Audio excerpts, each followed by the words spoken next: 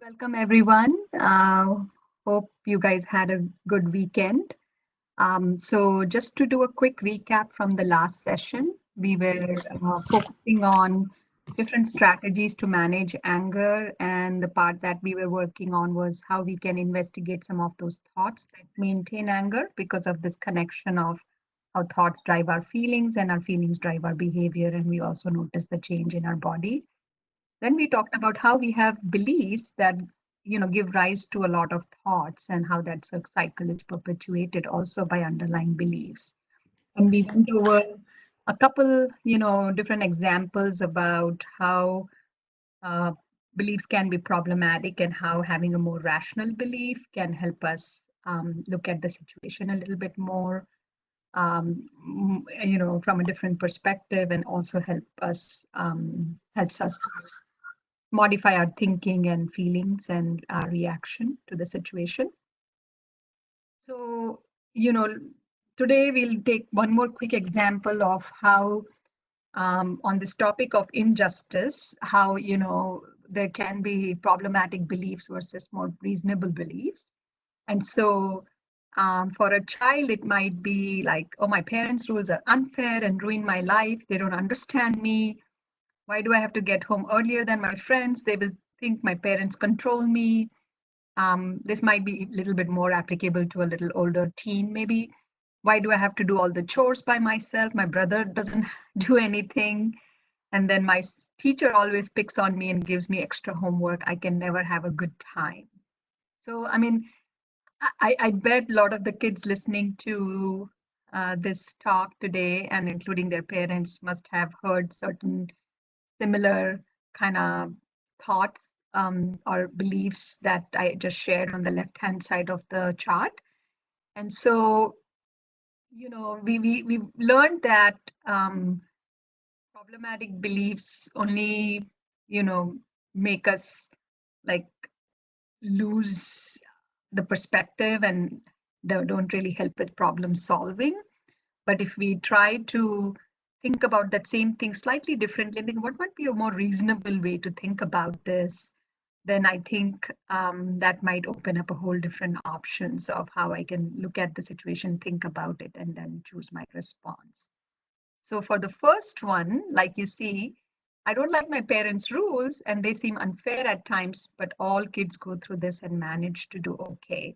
So, even though it might seem very unfair, that their parents saying, oh, your screen time is up, oh, you've had your, sugar quota for today, whatever, I think you have to trust that their rules, even though they may seem unfair, they are not really wrong, that they have certain experience and knowledge, which is what's guiding them to parent you in the right way. And not just you, every household has different rules about different things, and kids go through different rules. And so the moment I shifted to that, my anger towards my parents might kind of be tuned down. Um, I'm going to skip the second example. That's a little bit more maybe for older teens, but why do I have to do all my chores by myself? My brother doesn't do anything.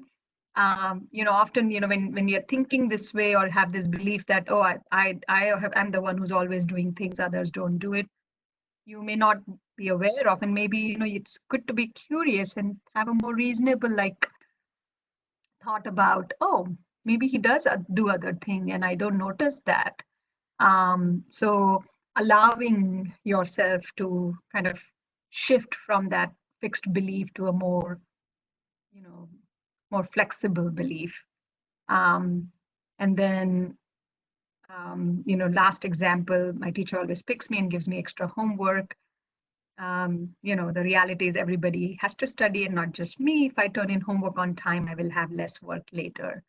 So again, this is just, I think some of these examples are pretty relatable. So I wanted to also bring in and just refresh our perspective on how modifying our beliefs can help us think differently, and then kind of help us investigate those thoughts that are maintaining anger or a more strong negative emotion. So moving along, Today, a couple other strategies that we are going to learn. One of those is called the anger freezer. So how do you build your anger freezer? So what does that mean? So basically, often what happens is when we are angry, usually saying things like, you know, I am so mad right now, I'm going to punch him. We often like, I just am furious, I'm having a bad day. Maybe, we say words and phrases to ourselves that are actually perpetuating or making that anger actually go higher.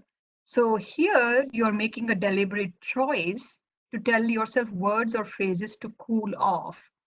So even if you're frustrated with somebody and it's kind of a thing that's making you angry, maybe it seems reasonable, like that's upsetting you, frustrating you, and getting you to this higher level on the anger thermometer or feelings thermometer. I think, it's important to, break that cycle and use words like, okay, it's okay. Even if it's not my mistake, I'm going to let it go. Let's forget about it. Let me chill. Don't get carried away with what they are trying to like say, and they may be escalating you or making you feel more upset. So we know that again, going by that whole philosophy of thoughts drive the feelings and feelings drive the behavior. If we can take a moment to go in our anger freezer and try to cool down, then once we are in that, going back to that thermometer range from 8 to 10 to 4 to 6 first, and then when you're lower on the scale, your logical brain is unhijacked, I guess. The emotional brain is starting to cool down, and then you are able to see, oh, what's the other way to solve this problem? What's the other way to face this problem? So this is simple. I mean, I think it's something to remember. And then this other strategy is a kind of interesting one, and I would love to, get some participation, for example, in this case. So for a situation that's making you angry, think about the importance you give to the situation and rate it from 1 to 10. Is there anybody who would like to volunteer, any of the kids, and share one of the situations that made them angry? Any volunteers?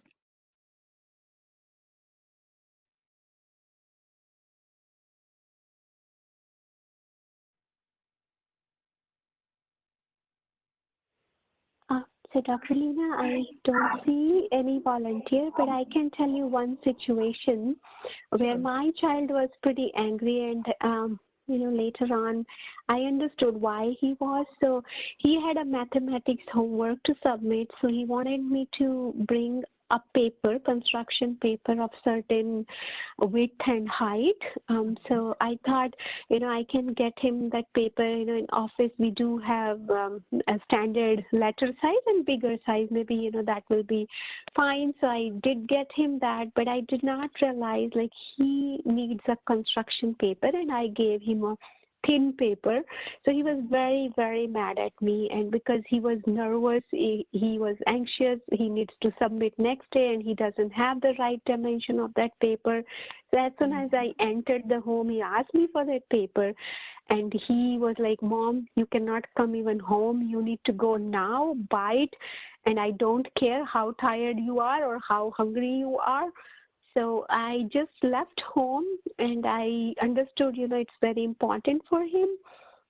So I did search here, there. I was sending him the print, like, picture of that. Is this the right color, size, or this is it, what you want? So I was even telling him, where did your friends find it from? Because I had really hard time finding it. So when I came back, so I really did not find the exact thing what he wanted. But I got something very similar. Dimensions were same, but it was not construction paper. So I came back home, and he hugged me, and he was very sorry.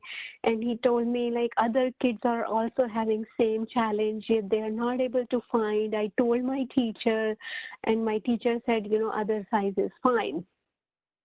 So he was Mm. really feeling bad for his behavior. So I felt that time his anger was at the scale of 10. Yes. So I did not argue, and I did take, it's my responsibility as a parent to enable him to do his homework. So I just wanted to share that situation. That's a great example, Poonam, and so yeah, like if we take that example into this kind of particular technique we are trying to understand. So in this situation, he was giving importance to this fact that this is the exact thing the teacher has asked for, and I bet I have had a similar encounter with my daughter for something else. So they are very, it's a good thing they are rule bound, and our kids really want to do the right thing as teacher has advised. So, but I think he was rating his maybe anger at 10 out of 10 at that time, because he was completely distraught and was like, no, this is not going to work, you have to go back and get the right thing.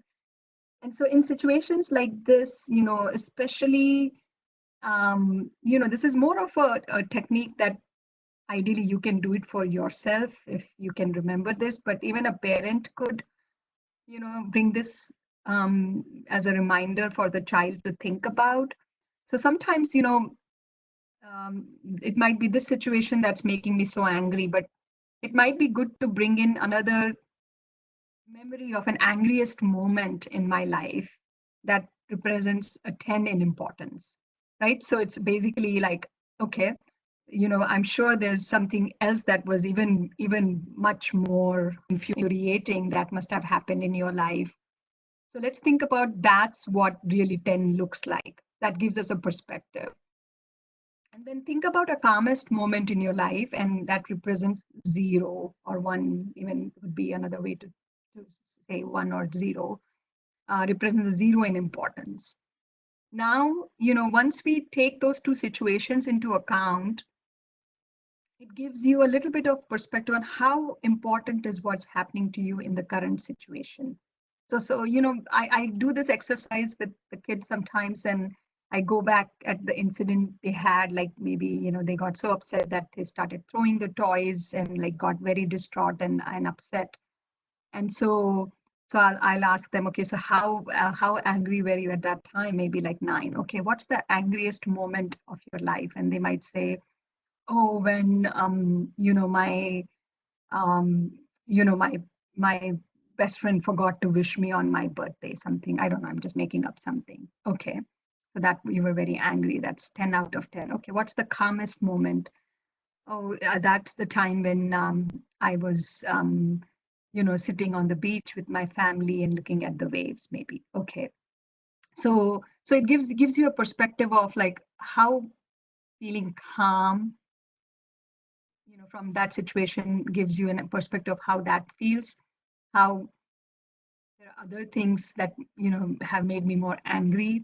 And so compared to that, if I take those two into account, I could start to maybe get a perspective, oh, like, yeah, this situation probably doesn't warrant me to be so angry about it. Maybe there is a way to think about it a little bit. Maybe I don't need to give it a 8 or 9 or 10. Maybe this is like a comparatively smaller thing that I could maybe let go or find another way to deal with it. I hope it's making sense. Sometimes it's just basically about perspective taking, because, when we are in that heightened emotional state, we lose the perspective of how important this thing is. Like, I think, in your example, Poonam, when your son was very upset until he figured out from the teacher or other people that it's okay to use another kind of paper, he once he became calm, once he lowered his anger from 8 or 9 to like 5 or 6, that's when he had that visibility of like, oh yeah, maybe my reaction to this was disproportionate to what it warranted. And how much importance I give to that situation is kind of a choice I can make based on looking at the full big picture. Absolutely, Dr. Leena. And when you were talking, what came to my mind, this is the theory of relativity, right? So you are Mm. recommending us to get detached from the current situation and measure it against the two extremes. Like one is the angriest moment and one is the calmest moment, right? So Mhm. sometimes we make big deal out of a small thing. So I really like this idea of giving that relative index or score. Then you do realize, it's not really a big deal. I am making it a big deal. As you Right. said, perspective, like, change your perspective, and then you will feel more calm and you will feel more logical. Uh, so thank you so much. Oh, thank you, Poonam. Thank you for explaining it even further. So I have last couple slides. So, you know, how we say things so others can understand it also plays a big role in our interaction with them, and in turn can mitigate, negative feelings like feeling irritated, frustrated, and anger, like, kind of going through that under the iceberg kind of feelings, that journey we kind of make. So as long as we are mindful of, like, here I'm avoiding to accuse, because if I'm accusing somebody, naturally that's going to uh, make other person feel attacked, and there's a higher chance they are going to react, and their reaction can trigger my reaction. And so accusing or blaming others for your reaction, or bringing in stuff or conflict from past, like even if you're having a good time with your friend, and if you have something that you have from the past, and bringing it up can spoil that good time maybe you're having. I mean, you may, if you want to resolve it, certainly bring it up, um, you know planned and like ahead of time, and talk about it. But in general, if we can monitor our choices of behaviors, that can actually help us get into or avoid certain behaviors that maintain anger. And I like this quote: nobody makes us angry. We decide to use anger as a response. So, a very interesting way to think about it, that we have a choice. I can, you know, be just a little frustrated. I can choose to be just a little upset. I can choose to be calm about it and think about another way to solve it. Or I can choose to really fly all the way up and use anger as a response. And what to try instead? So avoid those things and instead try, it's very important. I think this is something we don't do enough, and culturally, this is something, we don't, we are not actually, in a way, it's not very prevalent or trained. We are not trained to talk about our feelings. And what we understand in the field of psychology and psychiatry is that it's really important to speak what's bothering you there and then, and talking it like, your behavior right now makes me feel XYZ. I feel hurt when you use that language. I feel sad when you don't show the respect. you know so using, it might be, other person might even not know it's making you sad or upset, but if you can bring it up there and then and say, this is how I am feeling by this behavior or this thing that you're doing right now. So it really gives the other person a moment to check and pause and say, okay, oh, maybe I wasn't doing it intentionally, but unintentionally, maybe it's came across that way, or it was perceived in a different way. Maybe somebody's more sensitive, so they perceive it a little bit more than my intention was. So it really helps to mitigate conflict right there and then. And then even like being very open about what particular behaviors or actions are annoying you. Like, I'll give you my example. I am a little bit of like a clean freak. So I have like this, I funnily say I have a little bit of OCD in terms of symmetry and cleanliness and orderliness. And so, my daughter, of course, is the opposite at the other end. And so every time I walk into a house, I'm seeing stuff all over the place, and her room is a mess, whatever. And then of course that's something I don't like. So of course I don't like scream at her, And there's no point about being upset and angry walking in and feeling like, oh my gosh, what state did I leave my house in the morning and what state it is in now. So of course I understand she's a kid and all of that. So, but then, what helped me, because it was still bothering me, it was still like, upsetting me. So I started using this language. I want to let you know this is really something that is important for me. It is something that makes me feel more at peace and calm, because whenever I see chaos in the room, it makes me feel disturbed inside. So, can you please, at least, whatever one area, not every, in the family area where we walk in the very moment, can you please make it a point to, take away things? And so I think, she had no idea that that was something that was even bothering me. But when I made it clear, and when I made her understand why that's important to me, and I even give an example, like, just like this is important to you and I respect that, this is important to me, so could you respect that? These behaviors of you really annoy me, could you please do this for me instead? So I think that trick really works. You're kind of getting ahead in the game to prevent any kind of possible conflict that can lead to more like back and forth and anger in both the people involved in that interaction. So one other quick thing I want all parents and kids to be also aware of, that um, you know, um, we know that, of course, when we are under stress of any kind, we are more predisposed to react and go to the extreme negative emotions. And then, of course, how we think about it is a big part. We already talked about importance of thoughts. But what are the things that can add to our stress? So hunger or being hangry. How many times the kids say I was hangry? When I work with kids, they were saying, oh, I was hangry, that's why I did that. And so we know that hunger, being tired or exhausted at the end of the day, or sleep deprived, or having a very stressful day at work or school, can be also things that you need to be more ahead or aware of, and be ahead.